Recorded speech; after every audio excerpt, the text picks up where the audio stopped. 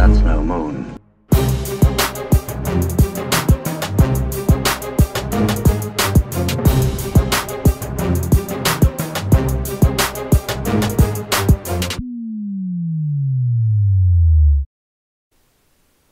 Hello there, this is Jack for That's No Moon.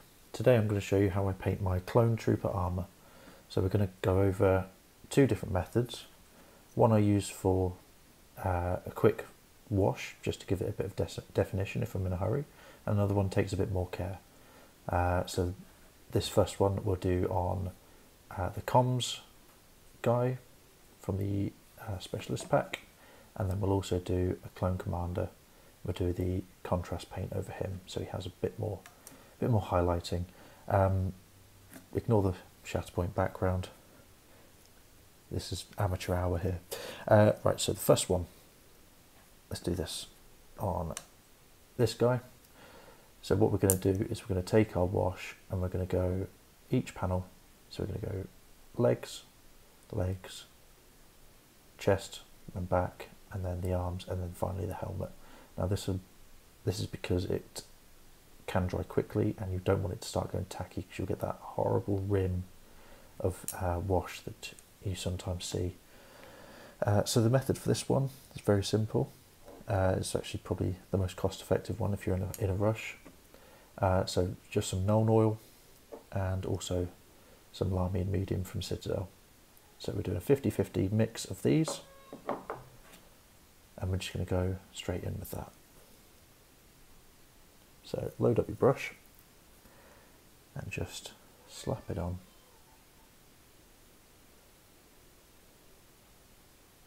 We want it to fill all of the recesses. We also want the camera to focus. There we are. So fill it all in. Don't be afraid to just get plenty on there, because we're going to wick this away anyway.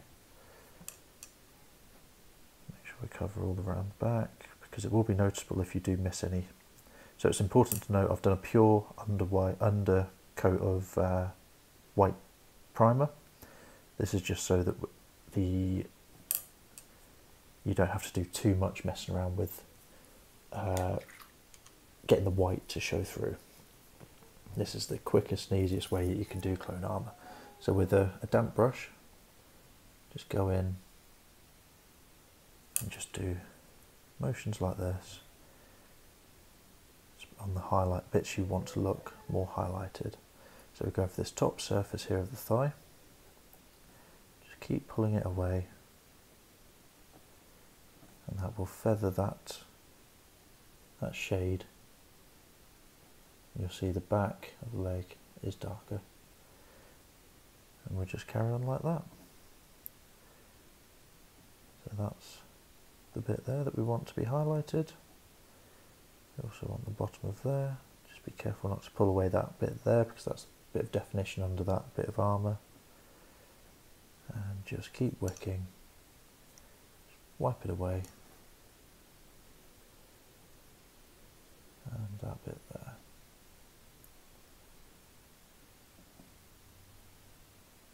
Don't forget the knee pads.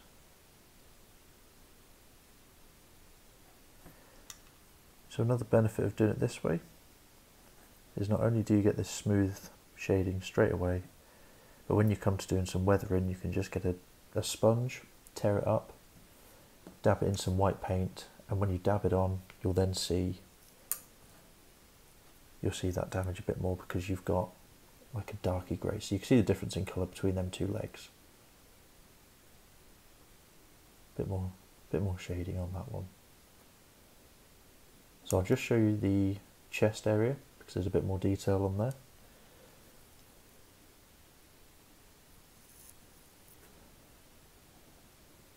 Again, slather it on.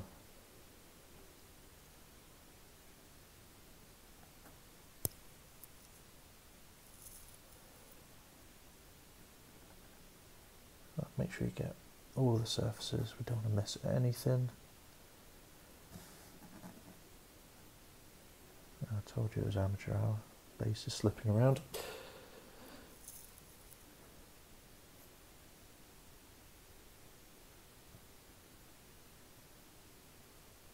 There's always a bit up at the top.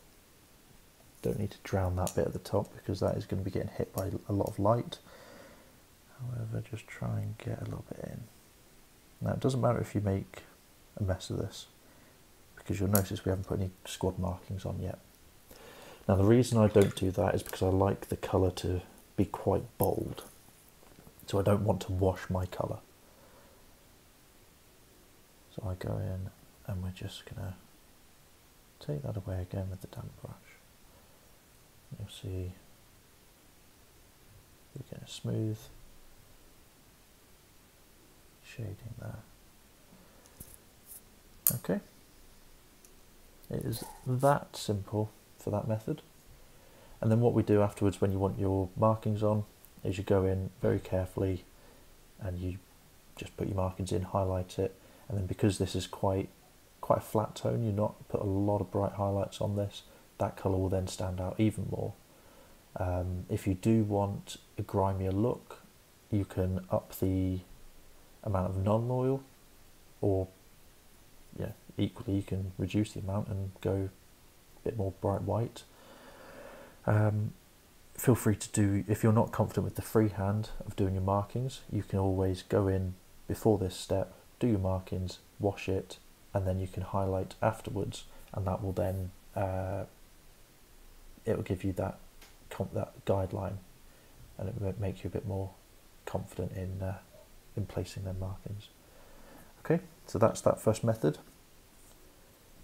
and then the next one we are going to be using some contrast paints.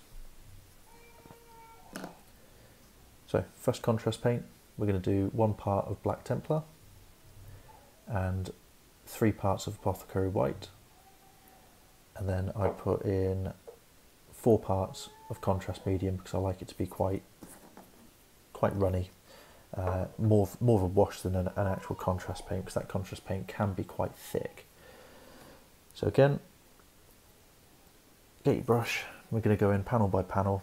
Now this I would do smaller areas of, so you'll see it's a lot more of a bluey grey colour compared to that other wash.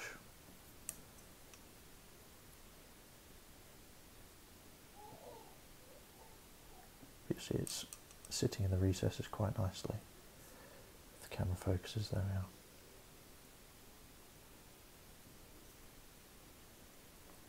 So you'll see, especially here, look, that ridge is already naturally highlighting itself. So wash your brush, and then same as before, we'll go in and we'll do a bit more wicking than we would on the other method. Now this is because this contrast paint is going to stain that surface, so you're going to get a nice bluish grey hue to your clones.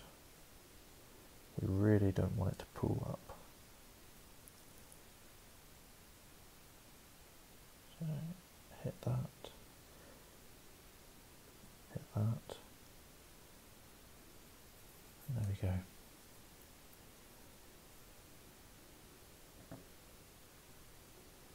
So if you keep going in, you'll see that you do pull off a bit more.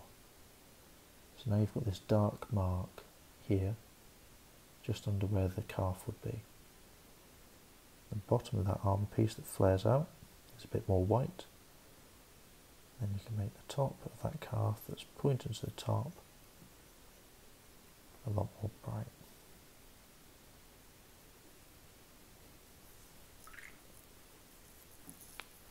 Now if you find that it's drying too quickly, add a bit more contrast medium.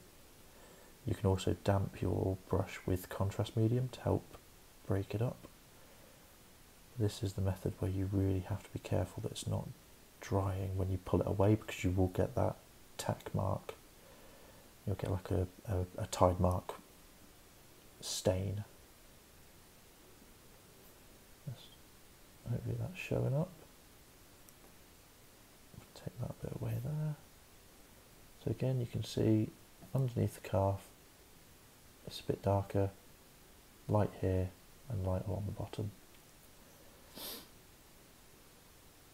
And it's as simple as that, really. So we'll go in and do the chest like we did with the last one.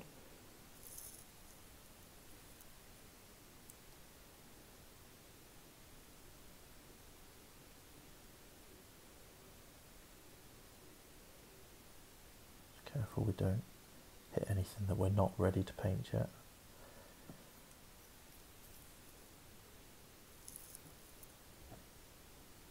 Get his tool belt,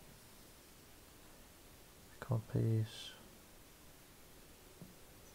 Again, you'll see that it's naturally pulling away from the edges, so you're getting that sharp white outline there.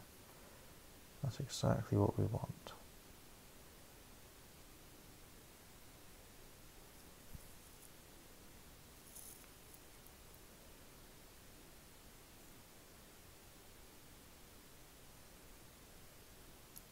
So these methods are all about making your clone army look good at a tabletop standard. This won't be very artistic, but it will save time and it'll be very effective. And again, just wick that away.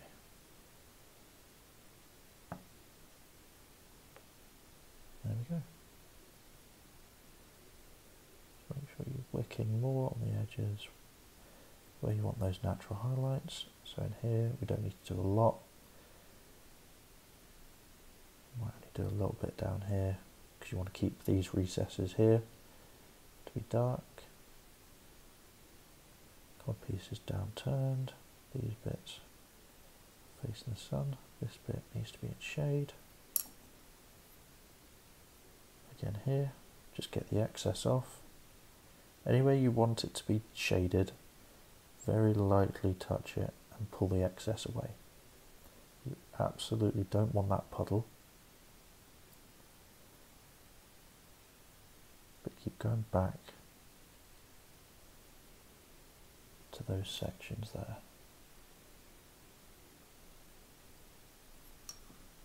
And there we go.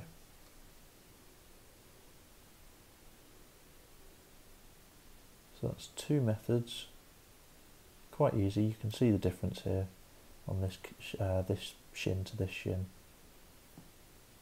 Fills in the join in the boot quite nicely. For some reason this one on this side's not quite defined.